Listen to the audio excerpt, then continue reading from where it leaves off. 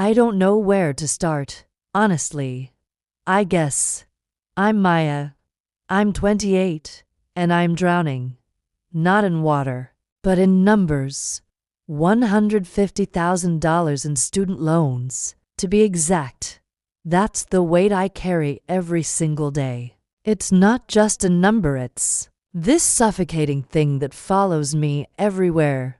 It's in every bill I can't pay, every job rejection I get, every dream I've had to shove into a box because I just can't afford to hope anymore. I graduated from NYU 4 years ago with a degree in journalism, thinking I'd be out here telling stories that matter. Instead, I'm telling you mine because it's the only one I can afford to share. Let me take you back. I grew up in a small town in Ohio, the kind of place where everyone knows your business. And the biggest event of the year is the county fair. My mom raised me alone. My dad left when I was 5, and she worked 2 jobs, waitressing and cleaning houses, just to keep us afloat. She'd come home at midnight, her hands cracked from bleach, and still find time to read me bedtime stories. She always said, "Maya, you're gonna go to college. You're gonna be somebody." That was her dream for me, and I believed her. I worked hard, straight A's, debate team, scholarships. I was the first in my family to even think about college, let alone get into a place like NYU. When I got that acceptance letter, I cried. Mom cried. We thought it was the golden ticket. New York City, the place where dreams are made, right? I imagined myself writing for the New York Times living in a cute little apartment with plants and a cat, maybe even traveling the world to cover stories. But nobody told me the fine print. Nobody told me that following your dreams comes with a price tag that chokes you for decades. I remember sitting in the financial aid office, 18 years old, staring at a stack of loan documents. The advisor was nice, but she rushed through it like it was nothing. "Oh, don't worry. Everyone takes out loans. You'll pay them off once you get a good job." I signed my name over and over, not really understanding what $150,000 meant. I mean, how could I? I'd never even seen $1,000 in one place before. All I knew was that I was going to college, and that was supposed to fix everything. Fast forward to 2021. I graduated magna cum laude. By the way, I walked across that stage in Washington Square Park, my mom cheering from the crowd, her face beaming through FaceTime because she couldn't afford the flight to New York. I felt unstoppable. I had a degree, a portfolio of articles I'd written for the school paper, and a fire in my chest to tell stories that could change the world. But then, reality hit. The first thing I learned is that journalism doesn't pay. Not unless you're already somebody. I applied to hundreds of jobs, local papers, online magazines, even random content mills that churn out clickbait. Most didn't even respond.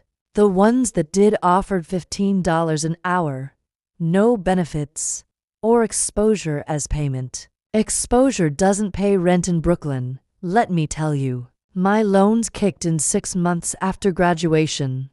$1,200 a month. That's more than my rent for this showbox apartment I share with 2 roommates. I was working 3 part-time jobs: barista, freelance writer, and tutoring rich kids for their SATs just to cover the basics. I'd wake up at 5 a.m., work until midnight, and still have $12 left in my account after bills. I stopped sleeping.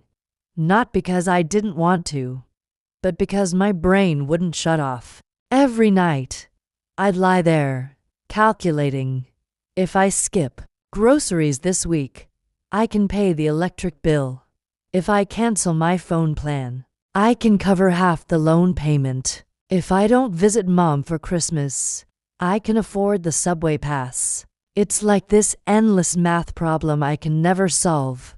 And the worst part, the shame. I couldn't tell Mom how bad it was. She'd sacrificed so much for me to get here, and I was failing her. I'd call her, put on a fake smile, and say, "Yeah, I'm fine, just figuring it out." But I wasn't fine. I was breaking * one night. I hit a wall. I was sitting at my desk, staring at a rejection email from a job I really wanted, a staff writer position at a small magazine. I'd poured my heart into the application, stayed up all night perfecting my clips. The email was polite but cold. "We've decided to go in a different direction." I just snapped. I started crying, and I couldn't stop. Not the cute, movie kind of crying, the ugly kind, where you can't breathe, and your whole body shakes. I felt like I'd betrayed myself. All those years of hard work, all those loans. And for what? To be broke, exhausted, and stuck. That's when the panic attacks started. I'd be on the subway, or in line at the grocery store, and suddenly, my chest would tighten, my vision would blur, and I'd feel like the world was collapsing. I couldn't afford therapy. My insurance barely covered a doctor's visit, let alone mental health care. So I just pushed through, pretending I was okay, while my loans kept growing. Interest, it's like this monster that never stops eating. By last year, my $150,000 was closer to $160,000, even though I'd been paying every month. I look at my life now, and I don't recognize it. I'm 28, and I have nothing to show for it. No savings, no career, no plans or cat or cute apartment. Just debt and this constant fear that I'll never climb out. I see my friends on Instagram. Some of them are in the same boat, but others are buying houses, getting married, starting families. And I wonder, what did I do wrong? Was it choosing journalism? Was it going to NYU? Was it believing that a degree would be enough? I'm telling you this because I know I'm not alone. I see it in the comments on every article about student debt, in the faces of the people I serve coffee to, in the group chats with my college friends who are all struggling. We were sold a dream, and now we're paying for it literally and emotionally. I don't know what's next. I don't know if I'll ever get out of this hole. But I'm here, still fighting, still hoping that maybe my story can mean something. I don't know how to explain what it's like to feel stuck in quicksand. The harder you fight, the deeper you sink. That's where I was after that night I told you about, the one where I broke down over that rejection email. I thought that was rock bottom, but life has a way of proving you wrong. Part 2 of my story isn't about hitting the bottom. It's about realizing the bottom keeps moving lower. And you have to decide whether to keep clawing your way up or just let go. After the panic attacks started, I knew I couldn't keep going the way I was. 3 jobs, no sleep, and alone. Payment that felt like a guillotine over my head every month. It was killing me. So I made a choice. I quit the barista gig. It was only $15 an hour. And the manager was a jerk who'd yell at us for taking a 5-minute break. I figured I'd focus on freelancing, maybe land a steady writing gig. I was naive enough to think that cutting back would give me time to breathe, to focus, to fix things. It didn't. Losing the job meant losing $600 a month, which was the difference between barely scraping by and not making it at all. My roommates, Sarah and Leo, were cool at first, but I could tell they were frustrated when I started falling behind on my share of the rent. We'd been friends since NYU, but money changed things. I'd overhear them whispering in the kitchen. She's gotta figure it out soon. I didn't blame them. They were struggling too. Sarah was a graphic designer, drowning in her own loans. And Leo was waiting tables while trying to break into the theater. We were all in this weird, unspoken competition to see who could pretend they were okay the longest. Asterisk. By spring of 2023, I was in survival mode. I'd gotten a few freelance gigs, mostly writing product descriptions for sketchy websites or ghostwriting blog posts for $50 a pop. It wasn't journalism, but it paid. Barely. I'd sit at this table, churning out 2,000-word articles about top 10 ways to organize your closet, while my own life was falling apart. My loan payments were still $1,100 a month, and the interest kept piling up. I called the loan company once, begging for a break, maybe a lower payment. The guy on the phone was polite but firm. You can apply for income-based repayment, but it'll extend your loan term, and you'll pay more interest in the long run. Great. So my options were drown now or drown later. Asterisk. I stopped calling Mom as much. Not because I didn't love her, she's my everything, but because every call felt like lying. She'd ask, "How's New York? Are you writing any big papers yet?" And I'd choke out, "Yeah, I'm working on some stuff," while staring at a past due notice from Coned. I couldn't tell her I was eating ramen 3 nights a week or that I'd sold my old laptop to cover last month's rent. She'd blame herself, and I couldn't do that to her. She'd already given up so much for me. Asterisk. Then came the turning point, or maybe it was the collapse. It's hard to tell the difference sometimes. Last summer, I got a call from a small nonprofit in Queens. They needed a communications coordinator writing press releases, managing their blog, that kind of thing. It wasn't asterisk the New York Times asterisk, but it was a real job, a foot in the door. $45,000 a year, full-time, with benefits. I poured everything into that interview. I practiced answers in the mirror, rewrote my resume 10 times, even spent $80 I didn't have on a blazer from H&M to look professional. I got the job. Asterisk. For the first time in years, I felt hope. Like, real hope. Not the fake kind you force to get through the day. I started in August, and for a few weeks, it was perfect.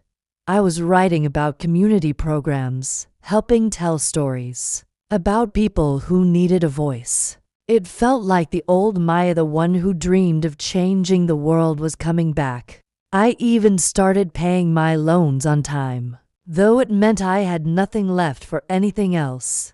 Asterisk. But then the cracks showed. The nonprofit was underfunded, and my boss was always stressed, snapping at everyone. The workload was insane, 60-hour weeks with no overtime because it was for the cause. I'd get home at 10 p.m., too tired to eat, and collapse into bed just to do it all again the next day. My panic attacks came back, worse than before. I'd be in the middle of writing a press release, and suddenly I couldn't breathe. My hands shaking so bad I couldn't type. I started messing up, missing deadlines, forgetting meetings. My boss pulled me aside one day and said, "Maya, you're not keeping up. We need someone who can handle the pressure." Asterisk. I got fired in October, 3 months after I started. They didn't even give me a warning, just a "we're letting you go" and a cardboard box for my stuff. I walked out of that office in Queens, and I swear, I felt like I was disappearing. All that work, all that hope, gone.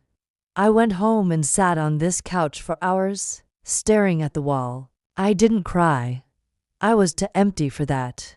Asterisk. That night, I did something I'm not proud of. I applied for a deferment on my loans, knowing it'd make the interest grow even more. I couldn't face the $1,000 to $100 payment anymore.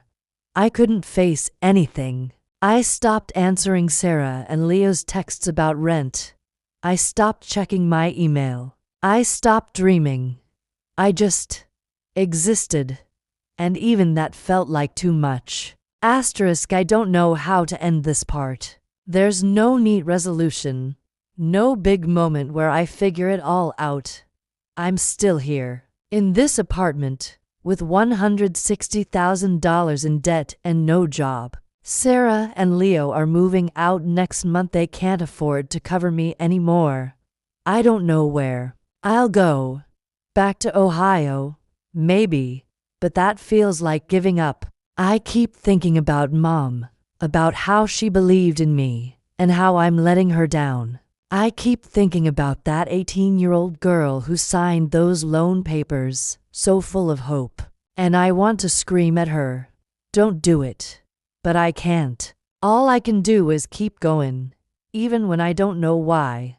Asterisk, if my story hits you, you're not alone. Student debt isn't just my problem, it's a crisis crushing millions of Americans. Let's talk about what's really going on, why it's happening, and what it's doing to people like me. Asterisk, as of 2025, Americans owe over $1.7 trillion in student debt, spread across 45 million borrowers. That's more than credit card debt or auto loans. The average borrower owes about $37,000. But for people like me, who went to private universities or graduate school, it can easily hit six figures. Interest rates often 6% to 8% for federal loans and higher for private ones mean that even if you pay every month, the balance barely budges. In 2023, the average monthly payment was $503, but for many, it's much higher. For context, median rent in the U.S. is about $1,400 a month, adding groceries, utilities, and healthcare.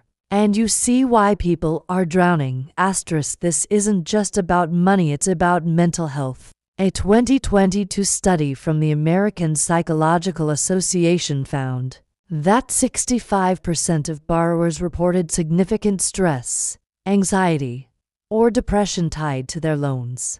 The constant pressure of unpayable debt leads to burnout, panic attacks, and even suicidal ideation. I felt this firsthand those nights when I couldn't sleep, when my chest felt like it was caving in. Dr. Lindsay Bryan Podvin, a financial therapist, says, student debt creates a sense of powerlessness. You're told education is the key to success, but when it leaves you broke, you feel betrayed. That betrayal erodes self-worth, relationships, and hope for the future. Asterisk, why does this keep happening? It's baked into the American dream. We're told from childhood that college is the only path to a good life. Parents, teachers, and guidance counselors push it, and the system backs it up with easy access to loans. But nobody talks about the risks. In 1980, the average cost of a four-year degree was $10,000 in today's dollars. Now, it's over $120,000 at private universities and $50,000 at public ones. Wages haven't kept up. Entry-level jobs in fields like journalism or social work often pay $35,000 to $45,000 a year, while living costs in cities like New York or San Francisco are astronomical. The math doesn't add up. Asterisk, the burden isn't equal. Black borrowers, for example, are more likely to take on debt 50% versus 39% for white students and owe more $43,000 on average compared to $39,000 for white borrowers. According to 2024 data from the Student Loan Borrower Assistance Project, women, who make up 60% of borrowers, often face longer repayment periods due to the gender pay gap. First-generation college students like me, whose families can't help financially, are especially vulnerable. We're sold the dream of upward mobility, but too often, we end up worse off than if we'd never gone to college. This crisis isn't just personal, it's societal. Young people can't afford to buy homes, start families, or save for retirement when they're chained to debt. The Federal Reserve reported in 2024 that student loans delay homeownership by an average of 7 years. It's also stifling entrepreneurship. Why start a business when you can't afford to fail? And it's killing entire industries. Fields like journalism, teaching, and social work jobs that serve the public good are losing talent because graduates can't afford to work in them. There's no easy fix, but there are steps. First, we need transparency. High schools and colleges should teach financial literacy, explaining the long-term impact of loans before students sign. Second, policy changes like income-driven repayment plans or loan forgiveness programs could help, but they're often bureaucratic and exclude many borrowers. The Biden administration's 2023 debt relief plan was struck down by courts, leaving millions in limbo. Experts like Dr. Sarah Goldra-Crabb, a higher education policy scholar, advocate for free community college and increased funding for public universities to reduce reliance on loans. On a personal level, borrowers can explore refinancing or side hustles, but those are band-aids on a broken system. This debt isn't just a number, it's my life and the lives of millions of others. We're not asking for a handout. We're asking for a system that doesn't punish us for trying to better ourselves. If my story resonates with you, share it. Talk about it. Because the only way this changes is if we stop pretending it's just our fault.